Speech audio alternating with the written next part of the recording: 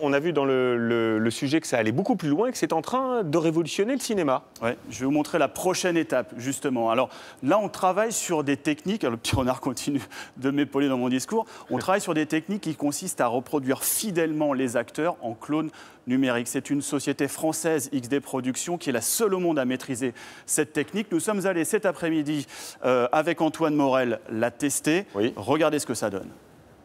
À première vue, c'est un studio de trucage sur fond vert comme il en existe partout au cinéma. Mais ici, regardez, il y a des caméras absolument partout, en hauteur, dans les cintres. Ici, à mon niveau, en voici encore une. En tout, je suis filmé par 24 caméras simultanément. Ensuite, c'est l'ordinateur qui prend le relais pour rassembler tous ces angles de vue et créer une image en 3 dimensions en temps réel. Regardez. Au fur et à mesure, l'ordinateur va regrouper toutes ces images pour créer mon clone virtuel. Cube après cube, de plus en plus précisément, il crée mon avatar numérique, à la fin quasi parfait, et là, tout est permis.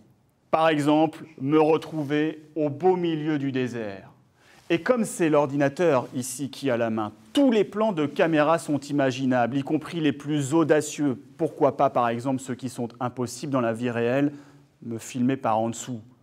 Et à tout moment, je change d'univers. Me voici désormais à Hong Kong.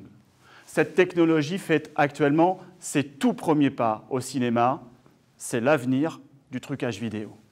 Alors vous comprenez aisément l'intérêt pour le cinéma.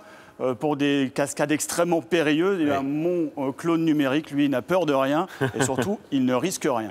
Il est très joli, votre clone numérique. À quoi ça pourrait servir, à part pour le cinéma ? Alors, par exemple, pour les jeux, on l'a vu tout à l'heure avec le renard, imaginez-vous un jeu où vous êtes votre propre héros. Et puis, oui. Pour nous, ici, en télévision, par exemple, on peut imaginer un studio où on invite des personnes qui restent chez elles aux 4 coins du monde et qui sont là par l'intermédiaire de leur clone numérique et qui discutent en temps réel.